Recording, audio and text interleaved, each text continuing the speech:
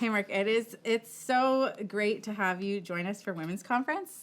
Thanks for having me, ladies. I know that you speak, you preach, you're a thinker, Try. you're a communicator, spiritual leader. Is this your very first women's conference that you've spoken at? That's actually a really good question. I think it probably is, yes. It is. Groups of women tend not to let me come in the room and talk to them about their life. I try that with my wife enough, and she just says, this isn't helpful. So good. This is so good. Look, we know that I'm glad to be here. Thank you. I'm like really excited to have this conversation with you, because one of the very first times we ever talked, we were talking about I don't know if you remember this. I totally remember this. We were talking about the love of God and how that will change people's lives, specifically women, if they grasp onto this concept that God loves them and that He is the source of joy. But we seem to sell out God all the time, like trade Him out for everything else. So I asked a whole bunch of women what they would want to ask you. Okay. As this deep thinker. That's scary. Yep. And so we came up with a list of questions, and I'm just going to fire these questions off. Okay. And see what you say. Okay. And then together we're going to have this And then we'll dialogue. you'll kind of wrap it up in a way that makes it make sense. Hopefully. Right. Okay. But it's okay. Sometimes things don't have to make sense. Right. Sure. So We'll do our best. Yeah, we are. We're gonna do our best. So, number one question: Yeah. why Jesus? Who is Jesus in culture, and who is He in the Bible? Like, why is He that source? Yes. So in culture, Jesus is kind of this, you got like Madonna and Justin Timberlake wearing like Jesus is my homeboy t-shirts, He's recognized by most religions as like a good teacher, a revolutionary, a good leader. But they kind of keep him at bay, right? People like Jesus. They don't tend to like be really, really against him. Like if you sit with someone at a coffee shop, I hate Jesus. Like most people are like, yeah, he's a good guy. I think he did some good things. He had, he was a good moral guy. He taught some nice things. But beyond that, they don't really know the scandal that he is, the confrontation that he is to your life. He will upend everything in your life if you let him in. But people don't know that. They think he's safe for the whole family, right? And that's kind of what we give, whether you're listening to Christian radio or going to church. Sometimes you get the image that, and if you grew up in church, forget if you grew up in going to church, but, you get, when you're a little kid in the room, it's kind of like, you get the Chuck Norris meets Tony Robbins meets Mr. Rogers with the flowing hair and teaching you nice things about things, and he's got the teeth and he's nice and he's safe. So most people aren't afraid of Jesus in the sense of like, I think he's going to actually change my life in a way that will upend me, but he's exactly that. He is the one who will confront your materialism. He'll confront you making an idol of your family. He'll confront the way that we worship beauty or intellect or friendships. And he'll say, none of that stuff gets to define your life anymore. There's this great story in Luke 9 where a guy comes up to Jesus. He says, I want to follow you for my whole life. And he goes, okay, well, let's do it. And the guy goes, well, wait, I gotta go deal with my family first. I got to go bury, my father passed away. I got to go bury him. And he says, no, you don't even understand what you're talking about. You actually have to love me more than you love your family. And here's the key to that in regard to your big theme. Why does Jesus tell us to? He actually literally in the passage says you have to hate your mother and father, which means you have to love them less than me. Because he knows that that's the best thing for your family. And it's the best thing for you. Because if you worship your kids or your whatever, your domestic life or your job or your whatever, anything else will let you down in the end. You will crush the thing you look to, whether that's family or your own, whatever, the burden of it will crush you.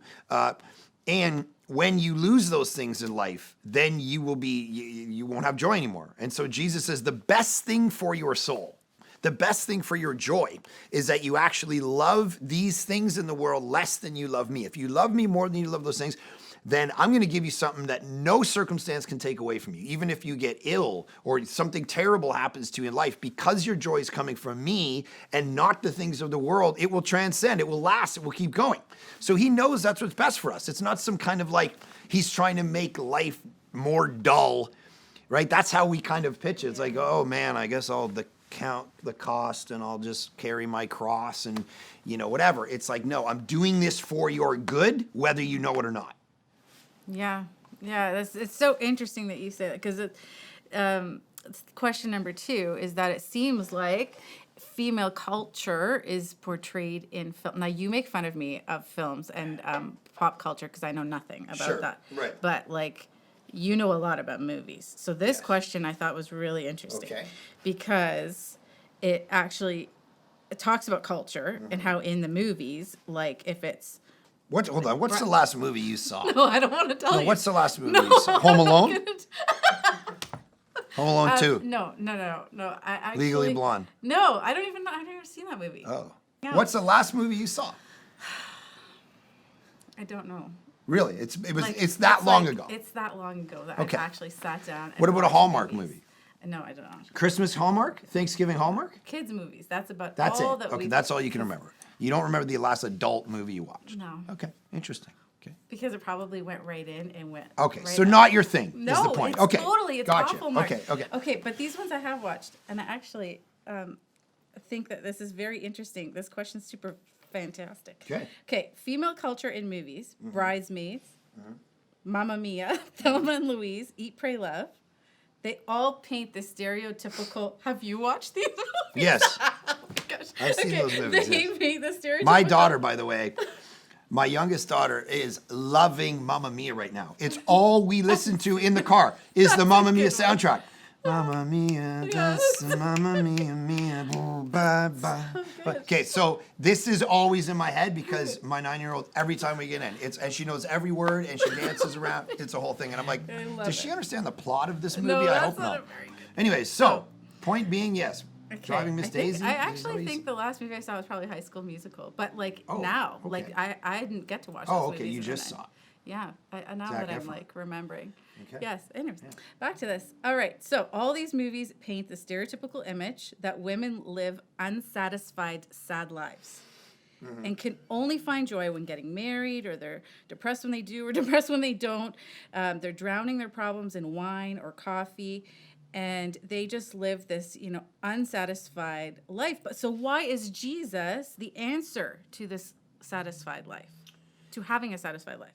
Well, I think those movies, in a sense, they do that. But then, oftentimes, if you get to the end of a movie, you realize that sometimes it's actually like, yeah, if you could get to the end of a movie, Anne, you'd realize that but oftentimes the whole setup is this was actually the wrong way to try to find joy, right? And so if you watch some of these movies, you're like, oh, they actually have a terrible time of it, which tells you that's not actually the way to, drinking wine at 2 o'clock. And that's a big culture, like the whole COVID thing, and everyone's inside, and ladies, it's funny, I drink my wine every day at 2 p.m. and it becomes like a cultural thing until you realize, no, it's actually a problem. Like, this probably should not be how you get through the day. There's probably some unanswered thing going on in your life that you need to look in the mirror and address. And so if you're scrolling social media for 7 hours a day, there's probably unanswered problems in your life that you need to deal with at a soul level. So I think this is where Jesus, answers the satisfaction. He comes and he says, eat of the food I give you because you'll never have to eat again. Drink. The woman in John chapter 4, hey, you're always here trying to get water. And then he pivots the metaphor and says, if you drink the water I give you, you're never going to be thirsty again. This is literally his message to not only women, but for the sake of this conference, it's like, drink of the water of Jesus, eat of the food he gives you, and you're not going to go looking for all the other things because you're going to be fully satisfied. And, there's one writer, he says this great line. He says, God is most glorified in us when we are most satisfied in him. And that is like when you're living a life and you can have riches or you can have poverty, as Paul talks about in Philippians 4, but I found a way to be content in both because my satisfaction actually comes from Jesus versus these things. So the only way that's actually going to experientially happen. So there's, great concept, be satisfied in Jesus, and great, perfect. How does that actually happen in your life? It actually comes from learning to treasure him more than anything else, which comes from the habitual routines of your life. You know, we all set up our lives in routines, whether that's getting things ready for whatever, or dropping kids at school. We have routines, and these are habits that literally form the way that we are. They form our behaviors, actually form our wants and desires and pleasures. That's what they know about the brain. If you do something, and the brain carves out certain pathways, and then it just does that by routine. So sometimes if we want to learn to love God better, we got to change our routines so that our literal desires in our brain start, shooting off for different reasons than just I got a text message, or I scrolled this, or I saw that, or whatever. I think that's why people are so jacked up about all, like, get online and like, man, everyone's freaking out and always scared all the time and sharing things, and everything's apocalyptic, because we feel like our lives are so small that we want to make some big statement. We want to be apocalyptic too. We want to show everybody that we've got something great to say, and we've figured out the secret that no one else knew. And this all is kind of coming from this, like, I don't feel satisfied. I want more. I want to do more. I want to feel more. And this is the way we're kind of dealing with it. So I think Jesus answers the satisfaction question. And then we got to actually start changing our habits and routines a little bit, so that desire for him and the things that he brings actually grows and grows and grows. Because sometimes, through experience, it's like, it's hard to change those routines. It's hard to be like, I can't hear Jesus talk to me. I mean, he speaks through the Bible. I mean, I love that meme where the guy's like, she's like, well, I want to listen to Jesus. You don't even know what I'm talking about now. And you don't even know what a meme is. Yes, and it says something about, I want to hear Jesus talk to me. It's like, yeah, we'll read your Bible. And the guy says, it's like, this is how God actually speaks to us. And if we spend no time in it, I mean, one writer said this, I remember it was fascinating. It was very convicting to me. He said, one of the roles of Twitter, Facebook, Instagram, Pinterest, whatever, on Judgment Day is going to be to remove our excuse that we never had enough time to pour into him, to listen to him, to pray, to have practices that were different than what we could have had. And it will remove the excuse, because we may have a time, like, you ever looked on your phone, it goes, you were on your phone this many hours, and you're like, that was this week, right? And it's like, what? No, that was yesterday. Oh, that's weird. That's going to be one of the purposes of these things. It's like, what did we do with our time? Goodness. Oh, this is so good. I have like a million questions, but I gotta stick on to these questions. Okay. How do you explain living through situations that are suffering and still be able to experience joy? So, for example, to the one that's received the cancer diagnosis and feels like it's a nightmare, to the one who's lost a child, to the one who wants to find, her significant other, but is single and in her 30s, and is just feeling like there's some different levels of suffering. Because to each person, I love it when people call me, they're like, I got an emergency. I'm like, that doesn't qualify as an emergency. Right, yeah, I just But got off the phone with someone who, and this is not an emergency, yeah. Yes, you're like, Yeah. no. But so there's different levels of what people would qualify suffering. And then how do you, dance with joy in the midst of that? How do you partner the two, live with suffering and joy? Yeah, I mean, it comes back to kind of the last question, where it's like, over time, so Dallas Willard years ago talked about the idea of vampire Christianity, and he said, there are Christians who basically say, give me a bit of your blood, Lord, but don't talk to me again until I see you in heaven. And then Willard says, you might want to ask the question of who you're becoming before you ever get to heaven, and whether you're going to like heaven that much if you didn't like to spend time with Jesus in this life. And it's kind of this like, that's the way to ultimately find something that, you treasure God. The great commandment, right, is love God with all your heart, soul, mind, and strength. That's how you will get through that. Because love, like in marriage, is hard work, right? Like, your marriage is not easy. You have to communicate, be assertive, love them according to their love language. You got to do the banking and you got to figure out all this stuff. It's work. And so, grace, one writer said, is opposed to earning, but it's not opposed to effort.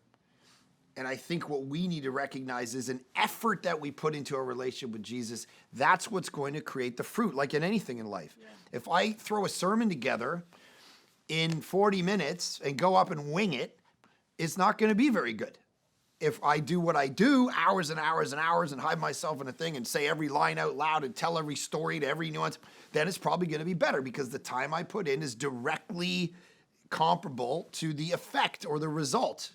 And so it would come back to, in the midst of pain and suffering, obviously, that we all experience in life in different measure, how much do you actually have a relationship with the God that we're talking about?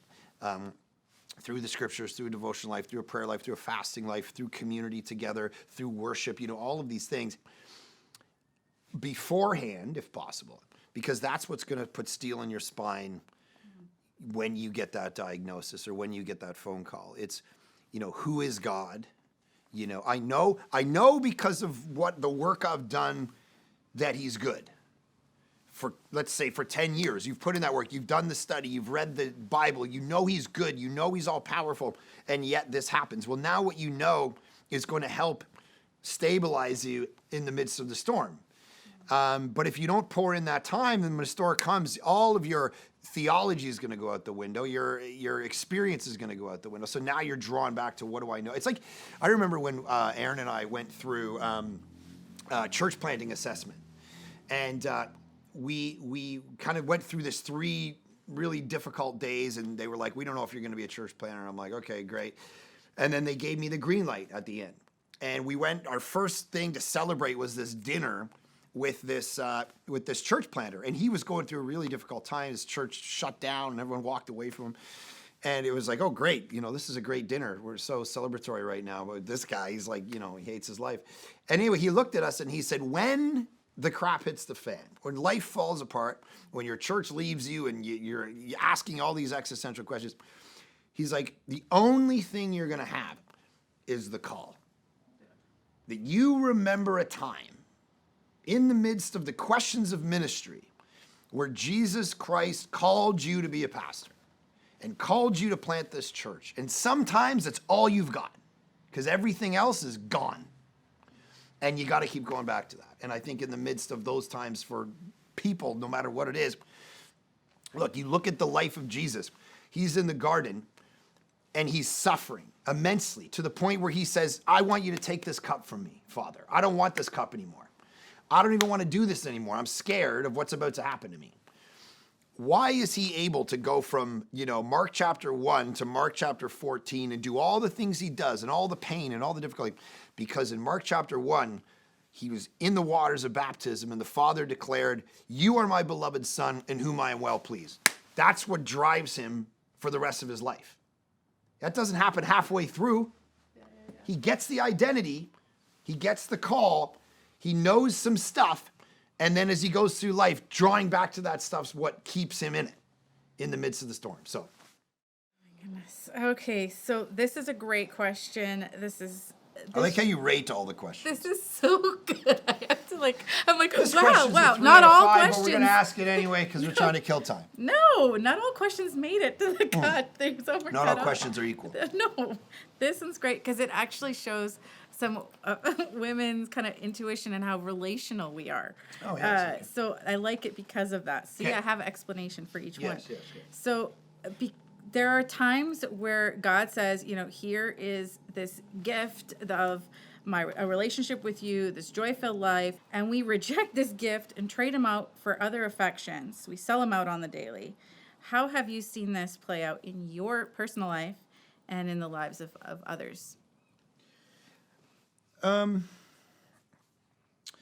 Well, I think there's times when we settle, as C.S. Lewis said, he's offering us a holiday at sea, and we're sitting around in a mud pie, and we're like, hey, look at it, it's mud pie, it's fun.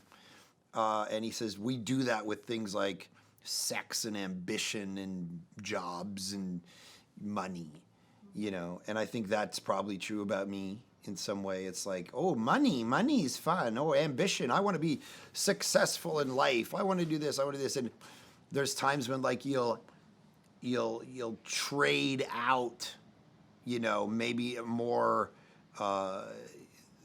pressing in life to God and the things He has for you for this shiny thing because it's immediate. We're constantly trading eternal things for temporal things, for things that are right in front of us in the now, because I know that can do this, the sparkly, the shiny, the whatever. And I think that's probably, true about me in a lot of ways. So we're constantly kind of playing this game of, can I hold off on that if I know God has something better for me? Even though it might not feel like it in this moment, am I willing to not engage that? Whether that's sin or whether that's some kind of idol in our life or whatever it is, in order to get what God has on offer to us. And that's the constant game we're trying to play. So I'm sure it's happened in my life with 100 things. Thanks for your vulnerability, because it's really powerful to hear you as a leader, as a friend, as someone who we've been working alongside each other for like 7 years now, and it's just powerful to hear you say those things. And I know that throughout the rest of this conference time, we're going to get deeper and deeper kind of into really into the topic of joy, but truly into like a reflection in the mirror. That's what we want our audience to really look into the mirror and do some heart reflection. So any final words that you would encourage? No, I would just say I think that, what we just talked about is probably the big, it's the daily struggle of all of our lives, men, women, whatever. The constant listening to the voice of, Jesus says the sheep will hear my voice. And it's like when you're being tempted by the shiny thing in front of you, when you're being tempted to trade the infinite for the temporal, can you hear the voice of Jesus speaking? Like, can we even hear his voice anymore in the midst of the noise of life? The needing a new this or changing that or social media, whatever it is. The normal, like Paul says in 1 Corinthians 7, one of the reasons why I'm terrified for you to get married is that you are going to get distracted by what he calls civilian pursuits in one of his other books. Civilian pursuits. Like, you're going to change all of your time and energy and effort from, I got to glorify God, I got to be on mission, I got to tell people about Jesus, I got to use my money for the kingdom, I got to use my home for the kingdom. And you're going to start going, hey, we got to make sure we get our mortgage payment, and the kid going to go to school at 3 or pick him up at 4, I don't know. And it's like life becomes like this series of monotonous things, and when you step back from it, you're like, gosh, collectively, what do these things mean in the end when it comes to nothing wrong with it, but it's like, is my life spent too much on this stuff versus stuff of the kingdom? So that constant temptation that we have in life every day is where we live in the real world, and it's like, Lord, by the power of your Spirit, let me not be so clung to these things that I couldn't let go of them at a moment's notice if I heard you call them out of my life. Because the main issue, this is very important, we get a message sometime from modern Christianity that the Christian life's all about victory. It's about victory. You have victory. You're going to have victory. We're constantly chanting that. When you read the New Testament, the Christian life's about obedience. Are you obedient to the voice of Jesus? Whether you have a worldly victory or not. It's like, it's like I say, like, I get on a plane and I go somewhere. It's like, God doesn't promise me I'm not going to die. He promises me that I'm safe in dying. There's a difference. The gospel offer is very different than the world's offer, which is I can make your life perfect and keep you from every bad thing that's going to happen in your life. And so that's what you got to keep in your brain when you're in the midst of those temptations. It's like, I want to hold on to the God that offers me that versus the things of the world that disappear at a moment's notice.